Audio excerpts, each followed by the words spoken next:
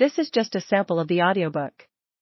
To get the complete audiobook, access the link posted in the first comment. Where do you come from? It's one of the most basic human questions of all. Luckily, it's easily answered. What kind of prick doesn't know where they're born? But there is another question, which might sound a wee bit similar, but is actually very different. What do you come from? And let me tell you, that question can take you all sorts of strange places. Last year, just in case you didn't know, I was knighted. On the 31st of October 2017, I went down to Buckingham Palace and Prince William put his sword on both of my shoulders and made me Sir William Connolly, CBE. I got it for services to entertainment and charity. When I was young, I would have hated the very idea of being given a knighthood. The hippie Billy Connolly would have thought it was all nonsense. But I've mellowed as I've got older, and I've come to appreciate being given things by people. If somebody or another in authority wants to tell me, "You're very good, therefore you're entitled to this," it is a charitable act. They are doing it for the very best reasons, and to turn it down would be churlish in my opinion. Just take it. Be nice and appreciate it. So I took it, and I said thank you. It's not like having a knighthood has made any great difference to my life. I don't spend my days now hanging out with other goodly knights or rescuing damsels in distress. The only thing that has changed is some people's attitudes towards me. I have noticed that some people get a great delight from calling me Sir Billy. "Sir Billy, will you do this, please?" Well, good luck to them, but it doesn't really mean anything to me. In any case, if I'm honest, I didn't really cover myself in glory when I got knighted. Prince William asked me a few questions, but I was nervous, and what with that and my Parkinson's disease, my mouth suddenly stopped working at the most inopportune moment. I flubbered and bejabbered.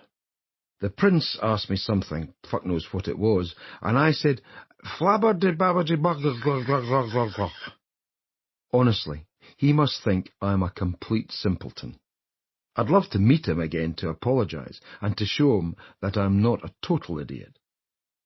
After my knighthood was announced, a woman from the BBC came to Glasgow to interview me. We sat down in a lovely hotel in a nice part of town, and she hit me with her first question. "This must mean a lot to you, with you coming from nothing." I looked at her, and I laughed. "I didn't come from nothing," I told her. "I come from something.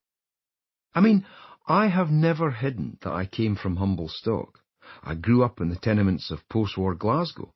In fact, I used to specify exactly where, on stage. It was on a kitchen floor on the linoleum 3 floors up. The early years of my life were spent in grinding poverty, but it wasn't nothing. It was something. Something very important. There is this viewpoint that if you have come from the working class, you have come from nothing, whereas the middle and upper classes are something. But I don't hold with that opinion. I think the working class is something. It is everything. They are the builders of society, and without them, the whole house falls down. I am very proud to be working class, especially a working class Glaswegian who has worked in the shipyards. It is something, and don't you forget it. I come from something. I come from the working class, and most of all, I come from Scotland. It's weird how I always get so closely linked with Scotland. I am probably more famous for being a Glaswegian than for anything I've actually done. Yet, I don't mind this focus. In fact, I enjoy it, and I understand it. I have always sounded very Scottish. Nobody is ever going to mistake where I come from. And when I started out, my humour was totally bound up in Scotland and Scottishness. How could it not be? It was what I knew. It was all that I knew. I love Scotland with a fierce passion that has never dimmed. I love talking about Scotland and, most of all, I love being there.